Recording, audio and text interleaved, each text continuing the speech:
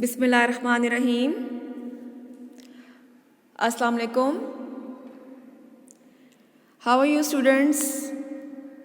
I hope you all are doing good.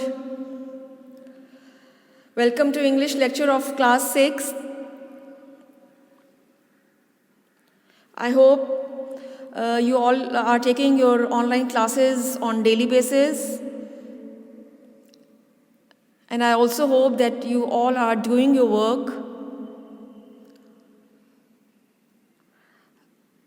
As you all remember, we gave you a winter task that you have to learn all the work that we have done in copy. और book में भी जो हमने grammar exercises की हैं, you have to learn them and then do them on sheets. तो जो winter task है वो तो आपने शीट्स पे करना है, क्योंकि मुझे एक दो मैसेजेस आए थे जिनमें थोड़ी सी कन्फ्यूजन हो रही थी बच्चों में कि मैम हमने ये कॉपी पे करना है या शीट्स पे करना है। जो विंटर टास्क है जिसमें you have to learn all the question answers या जो भी काम जो है वो करवाया हुआ है कॉपीज़ पे, वो सब आपने याद करना है और फिर आपने शीट्स पे लिखना है। और try to do your work honestly, याद करें, फिर बगैर देखे लिखें। वर्ड्स लिख रही हैं तो मीनिंग्स को कवर कर दें, फिर लिखें। इस तरह क्वेश्चंस लिखें और फिर उनके आंसर्स जो हैं वो आप कॉपीज़ क्लोज करके लिखें, ताकि आपको ख़ुद भी आइडिया हो कि आपने कितना सही से याद कर लिया है। कोई अगर आपको कुछ भूलता है तो you can learn that again, लेकिन डू योर वर्क ऑनेस्टली। और जो काम हम ऑनलाइन क्लासेस में मैं आपको करवा रही हूँ, जिस तरह लास्ट वीक हमने unit 8 we completed our unit 8। The title of that unit was Chinese zodiac, और उसके भी did our words meanings, word sentences, question answers भी हमने किए थे। And we did few exercises on book and we did a grammar topic on prefix and suffixes. So I hope, और adverbs भी हमने किए थे, adverb of manner and adverbs of place and time.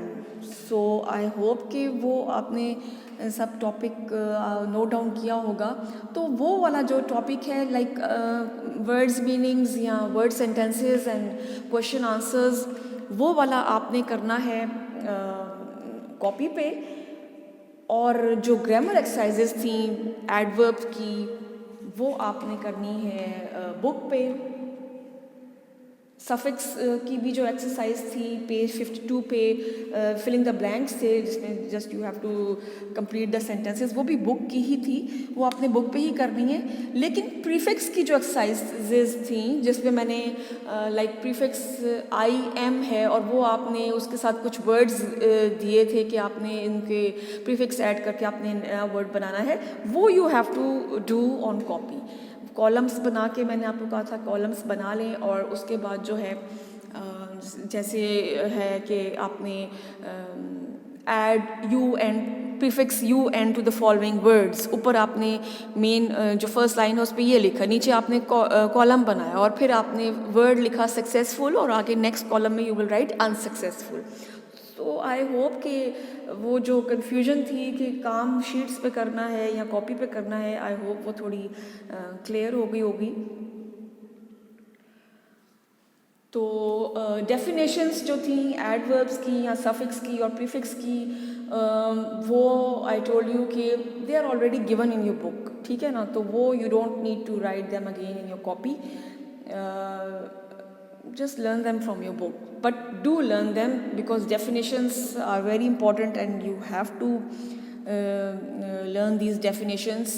Adverb जो था उसकी adverbs of manner and adverbs of place and time पे unit 8 के ही उसमें एंड पे हैं, पेज 51 पे था adverbs का टॉपिक।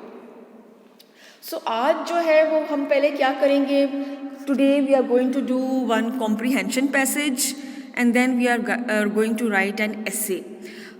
So comprehension passage जो है वो मैं क्यों करवा रही हूँ, और पहले भी आई गेस हमने एक किया है पैसेज। comprehension means understanding, ठीक है। it is basically derived from a Latin word, और ये क्या होता है कि you have to read the passage and then you have to solve the questions that are given at the end. और अगर आपको कोई अंडरस्टैंडिंग में प्रॉब्लम हो रही है, घर पे जब आई विल सजेस्ट यू कि जब घर पे आप ये रीडिंग करेंगी कॉम्प्रिहेंशन पैसेज की, तो रीड दिस पैसेज अलाउड. नहीं समझ आता तो रीड इट अगेन, फिर भी नहीं समझ आ रहा तो रीड इट अगेन. और मैं हमेशा ये कहती हूँ कि जब कोई वर्ड्स आपको डिफ़िकल्ट हैं प्रोनाउंसिएशन में, तो जब आप उसको बार बार रीडिंग करती हैं तो इन दिस केस वो आपका जो प्रॉब्लम होती है किसी वर्ड को प्रोनाउंस करने में, वो थोड़ी ओवरकम हो जाती है. सो जो टॉपिक आज हम कॉम्प्रिहेंशन का पढ़ेंगे वो है इट्स रिगार्डिंग चॉकलेट्स. तो कि चॉकलेट्स कैसे बनती हैं, इनका ओरिजिन कहाँ से हुआ. First of all I want to tell you कि चॉकलेट जो है वो हम कैकाओ बीन एक प्लांट है, इसकी प्रोनाउंसिएशन जो है वो कैकाओ हुई है. ये ऐसा होता है प्लांट कैकाओ बीन, और इससे जो है वो चॉकलेट बनती है. सो आई थॉट कि मैं आपको एक पिक्चर भी दिखा दूँ ताकि आपको थोड़ा सा क्लियर हो जाए कि कैकाओ बीन प्लांट जो है वो कैसा होता है.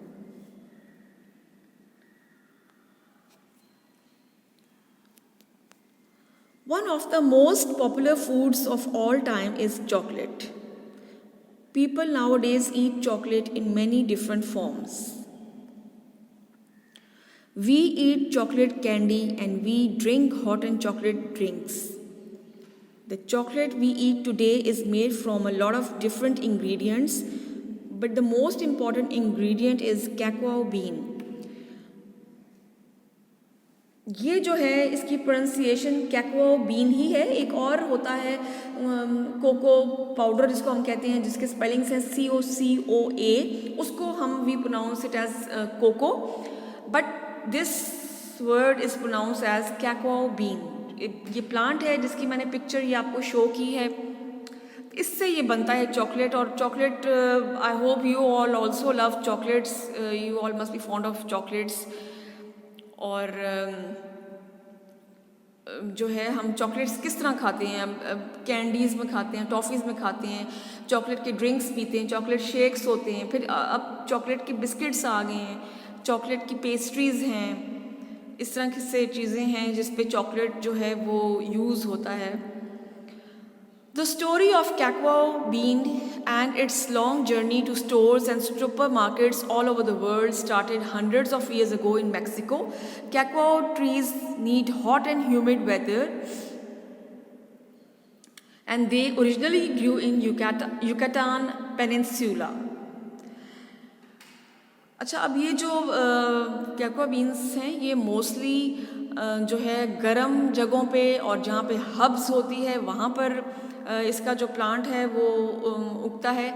और ये बहुत 100 साल से भी ज़्यादा कदीम इसके जो प्लांट्स थे वो सबसे पहले मेक्सिको जो अमेरिका के आसपास एक कंट्री है वहाँ पर सबसे पहले इसका जो प्लांट था वो उगा, और वहाँ के लोगों ने सबसे पहले इसका इस्तेमाल जो था वो शुरू किया. The Maya were the first people to eat cacao beans. माया उन लोगों को कहते हैं जो बहुत सालों पहले, जैसे आई टोल्ड यू कि मेक्सिको में, सदर्न मेक्सिको में, जो अमेरिका के साथ एक कंट्री है मेक्सिको, सदर्न मेक्सिको में रहते थे, तो कुछ लोग उनको जो था वो माया कहा जाता था. The Maya were the first people to eat cacao beans. They picked cacao beans from wild trees and cleared land to cultivate their own trees. They made a drink from cacao beans and exchanged the beans for other goods. यानी कि वो जो उसके beans थे, उसके जो दाने थे, उनमें से वो जो है वो एक ड्रिंक बनाते थे. They also used cacao beans for religious ceremonies. यानी और वो जो बीन्स थे, वो जो उनके दाने उस प्लांट के थे, उसको वो अपनी जो मजहबी त्यौहार होते थे उसमें भी वो उसका इस्तेमाल किया करते थे. Mayan merchants traveled north and introduced cacao beans to the Aztec people. अब वो नॉर्थ ऑफ मेक्सिको में उन्होंने जब ट्रैवल किया तो वहाँ पर जो लोग थे वो कॉल्ड एज़टेक, उनको उन्होंने इंट्रोड्यूस करवाया ये प्लांट. और soon the cacao bean was part of the Aztecs' lives. यानी कि वो जो दूसरा लोग थे जिनको एस्टेक कहा जाता था, उनकी ज़िंदगी का भी वो जो बीन्स थे वो अहम हिस्सा बन गए। अच्छा, I forgot to put the picture of beans over here, but वो ब्राउन कलर के होते हैं बिल्कुल बीन्स, थोड़े सा हल्का सा लोबिया टाइप जिसको आप कहते हैं, थोड़ी उस तरह की शेप होती है। शेप तो नहीं, मतलब थोड़ी सी लुक उनकी आती है, ब्राउन कलर के होते हैं। They use it as a drink as part of religious ceremonies and even as money. तो एस्टेक्स जो थे वो एक तो वही ड्रिंक बना के पीते थे उनमें से, और फिर उन्होंने भी उसको रिलीजियस सेरेमनीज़ में अपने जो मज़हब के त्यौहार थे उनमें से उनको यूज़ करना शुरू किया, और फिर वो उसको पैसे के तौर पे, इवन एज अ मनी, पैसे के तौर पे भी उसको यूज़ करते थे। With 10 beans you could bye a rabbit, यानी कि अगर वो 10 दाने कैकवा बीन्स के देते थे तो वो क्या ख़रीद लेते थे, एक खरगोश छोटा सा ख़रीद लेते थे। With 100 beans you could bye a slave, one of the asterisk God, और जब 100 बीन्स होते थे तो उनसे वो कोई ना कोई गुलाम यानी ख़रीद लेते थे। The Aztecs could not grow cacao beans because of the dry climate. When the Aztecs conquered the Maya, they asked for cacao beans as a tribute.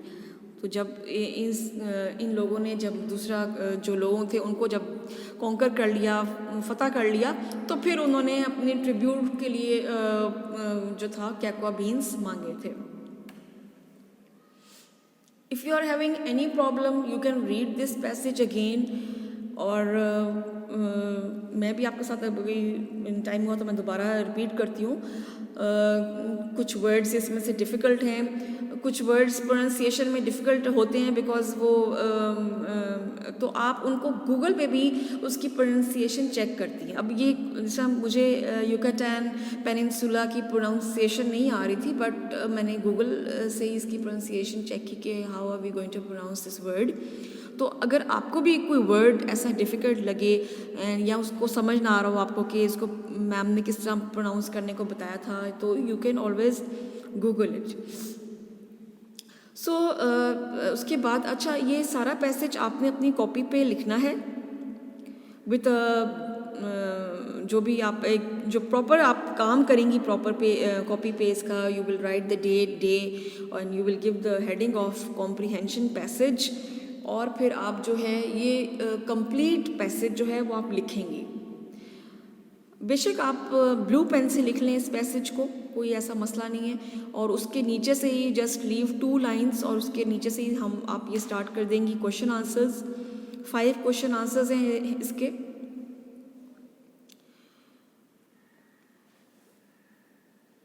I am sure अभी जब अगर आप लाइव क्लास जूम पे ले रही हैं तो उस वक्त तो पॉसिबल नहीं होता कि जो मैं पढ़ा रही हूँ आप साथ साथ लिखें। बाद में जब आपको लेक्चर रिसीव होता है तो उसी वक्त आप उसको नोट डाउन करके काम करती हैं। तो do this work very neatly और मेक श्योर कि कोई मिस्टेक्स ना हो। So the first question is what is the most important ingredient in chocolate. Question आप लिखेंगी ब्लैक पेन से, then you will write the answer with blue pen, or after every answer you will leave a line, then you will start the next question because it's your work looks neat. What is the most important ingredient in chocolate? यानी कि ingredient मतलब Itza, यानी chocolate बनाने का सबसे जो बहुत ही अहम अज्जा है, जो चीज़ जो हमें ज़रूरी चाहिए होती है वो क्या है। जिस तरह अगर मैं आपसे पूछूं कि बिरयानी बनानी है तो सबसे इम्पॉर्टेंट अज्जा क्या होगा, of course you need rice. तो इसी तरह the most important ingredient is in chocolate, इसको आप ऐड कर लें। The most important ingredient in chocolate is cacao bean. Ingredient के बाद आप लिखें इन चॉकलेट, यानी कि इसके बगैर तो चॉकलेट जो है वो बन ही नहीं सकती। फिर आंसर लिखने के बाद आप you will leave a line और फिर then you will start the next question.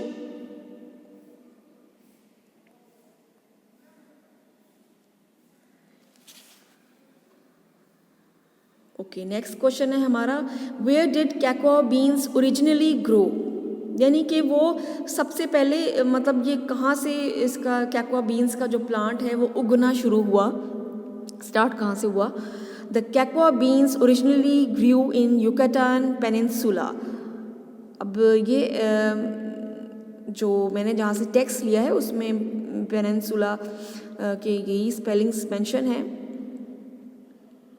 Okay, then leave a line again.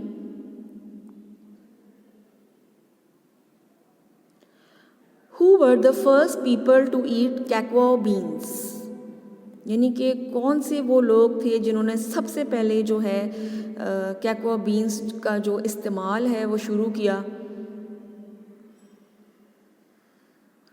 The Maya were the first people to eat cacao beans.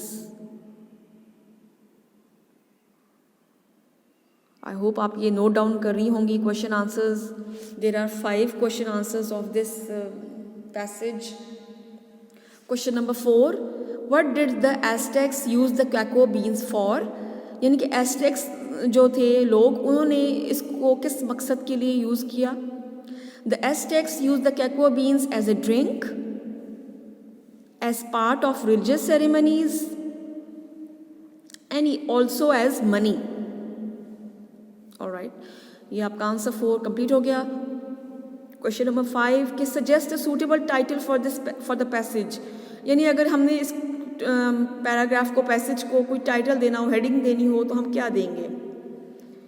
So I think कि हम इसकी heading होनी चाहिए the history of chocolate, क्योंकि इसमें हमें chocolates की history बताई जा रही है, उनका कि उनका ये किस प्लांट से बनती है और वो प्लांट कहाँ पे उगा सबसे पहले, और उसका जो वहाँ पर लोग थे उन्होंने उसका कैसे इस्तेमाल किया, और चॉकलेट्स के अलावा भी जो है उस वक्त के लोग इसकी बीन्स का कैसे इस्तेमाल करते थे।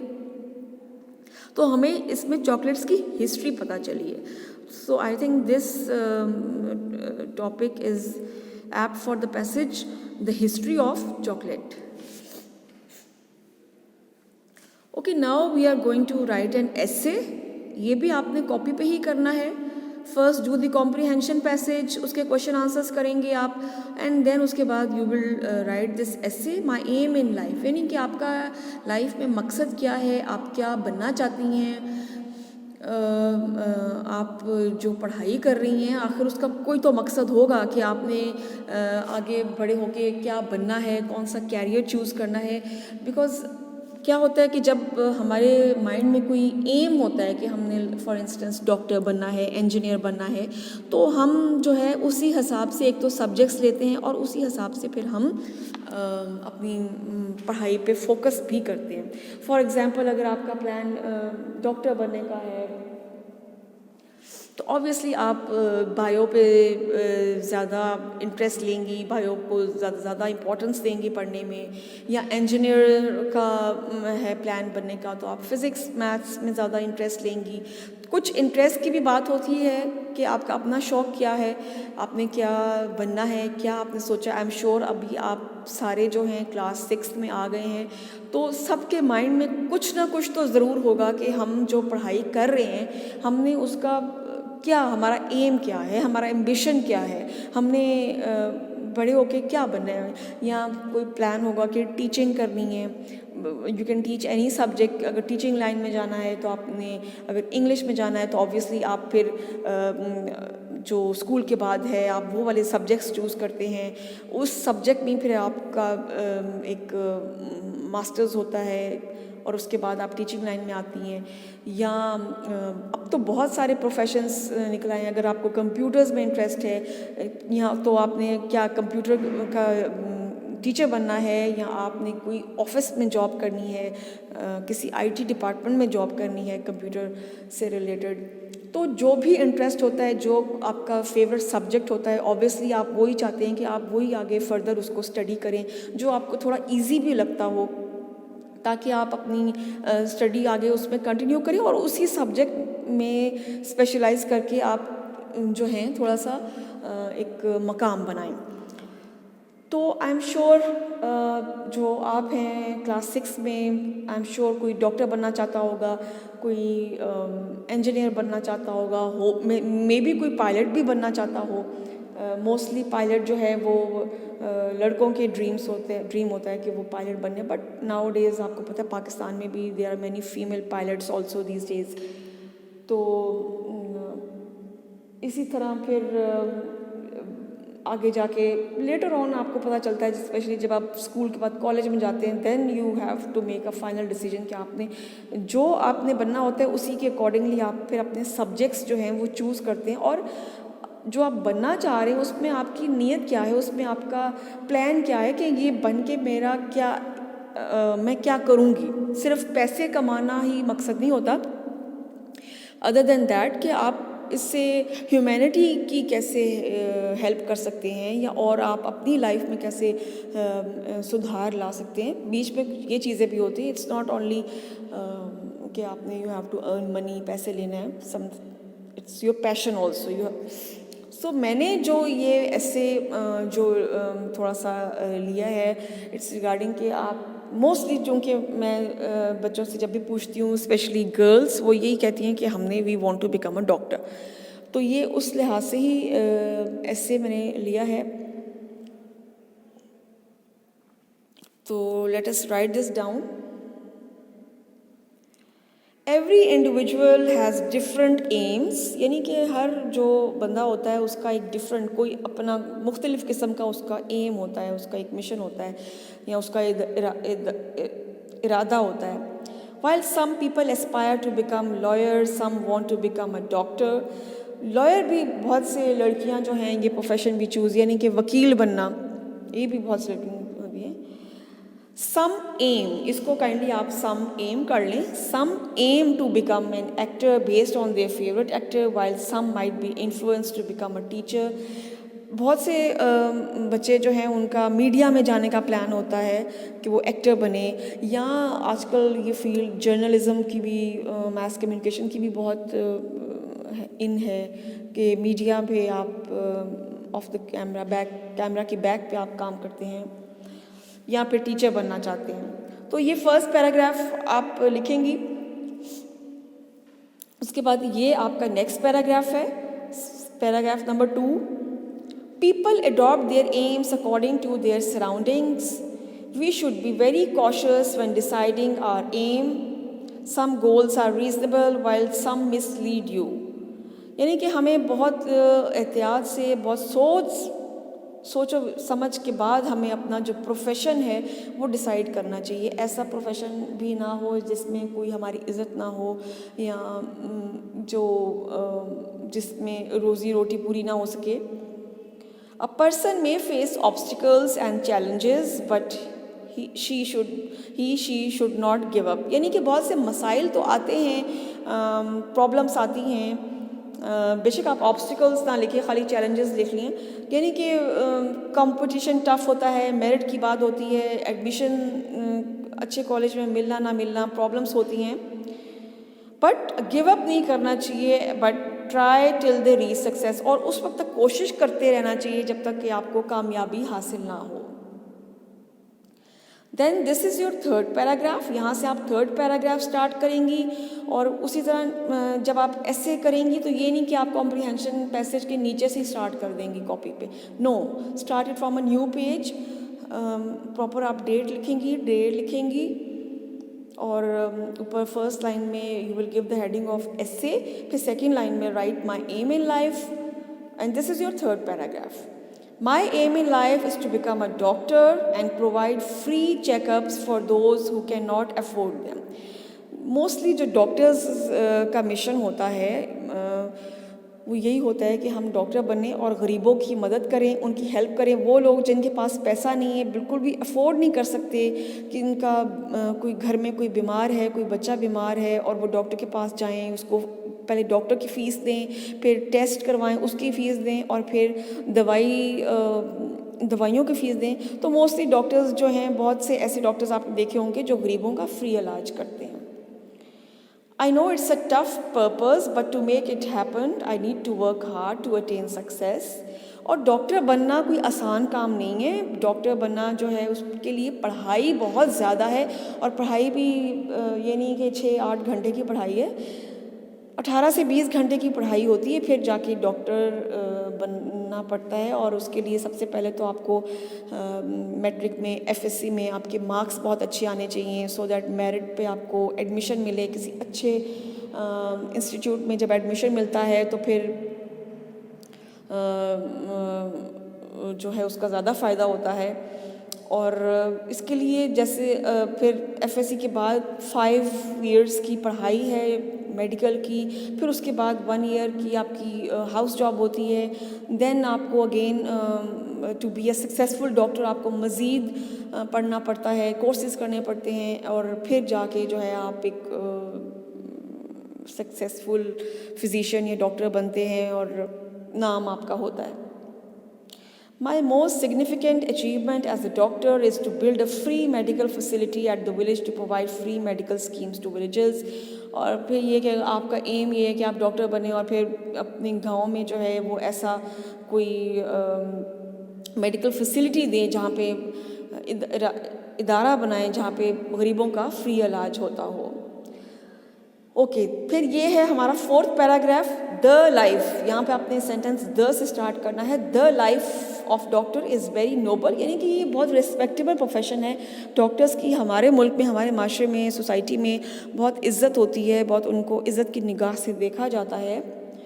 Doctor is the life saver, यानी कि कोई इंसान एट टाइम्स, वैसे तो ज़िंदगी और मौत अल्लाह ताला के हाथ में, बट एट टाइम्स कोई बीमार हो और उसको आप ऐसे ही छोड़ दें तो एटलीस्ट उसको लेकर जाना पड़ता है डॉक्टर के पास, जो फिर मेडिसिन देता है और उसके मुताबिक आपका इलाज करता है और एक नई उम्मीद देता है मरीज़ को और उसके घर वालों को। तो डॉक्टर जो है वो ज़िंदगी बचाने वाला भी होता है।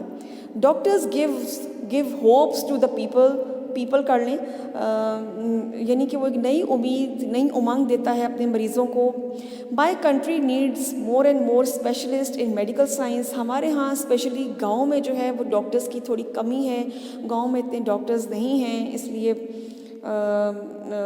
It means service to humanity, help to needy and love to mankind. To serve people is to serve God, यानी लोगों की मदद करना से जो है वो अल्लाह ताला भी खुश होता है, इसलिए you want to be a doctor. I shall consider it my duty to serve my Motherland.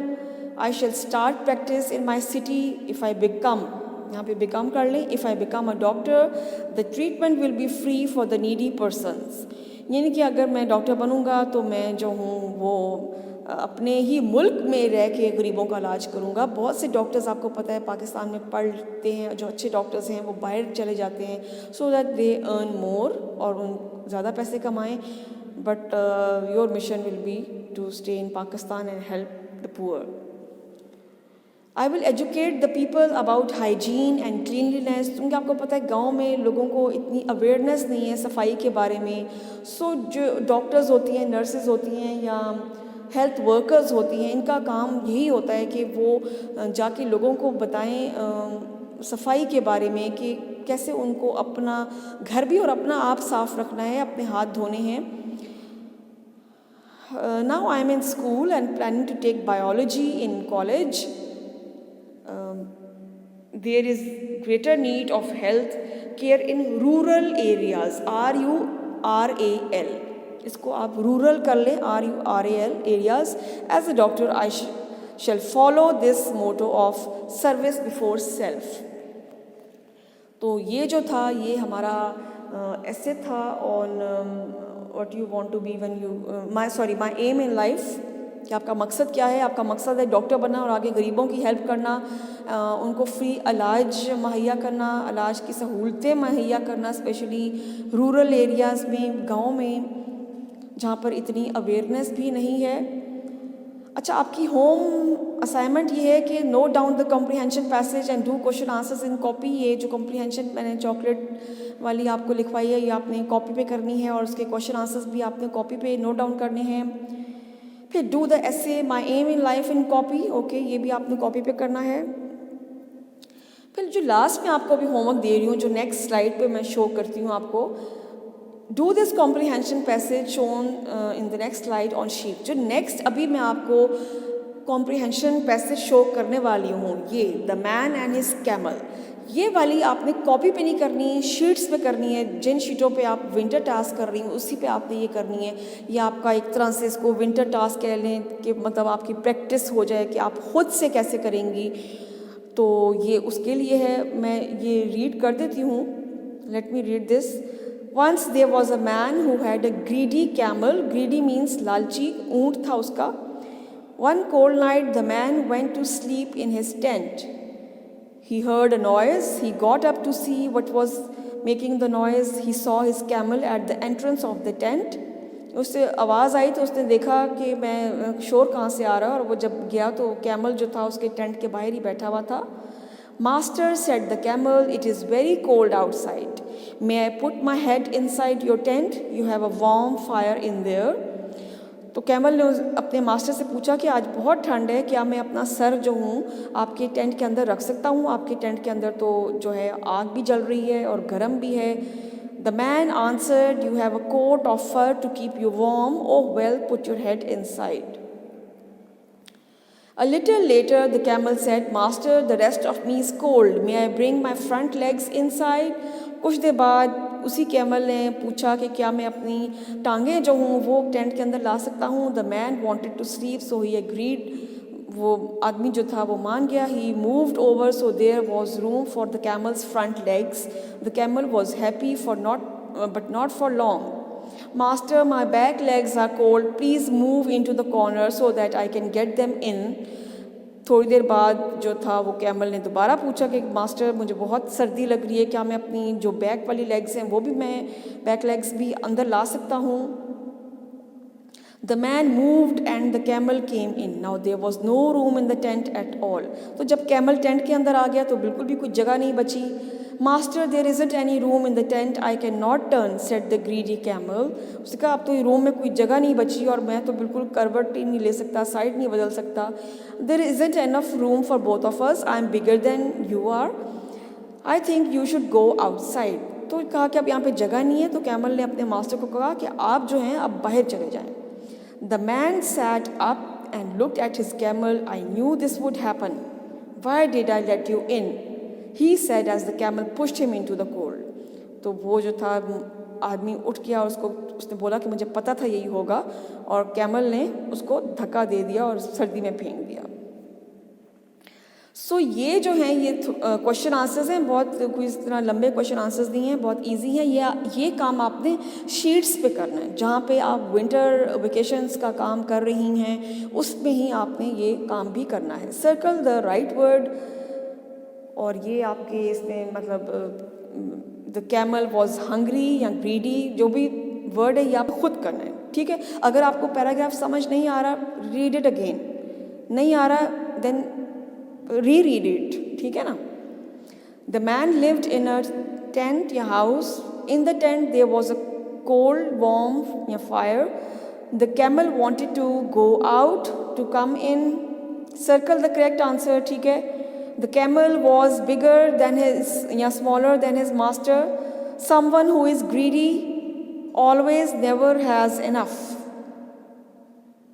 अब ये आपने यहाँ पर नाम लिखने हैं। You have a warm fire there. कि who said?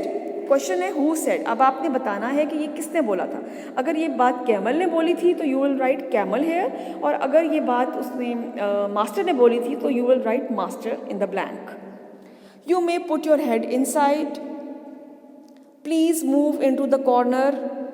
I cannot turn. I think you should go outside. Why did I let you in? So ये आपका एक छोटा सा एक होमवर्क है जो आपने शीट्स पे करना है। इसको कॉपी पे कैमल वाली पैसेज जो है हमारी कॉम्प्रिहेंशन, इसको आपने कॉपी पे नहीं करना है, इसको आपने शीट्स पे करना है, बिकॉज ये हमारी एक वो है विंटर टास्क का ही हिस्सा कह लें।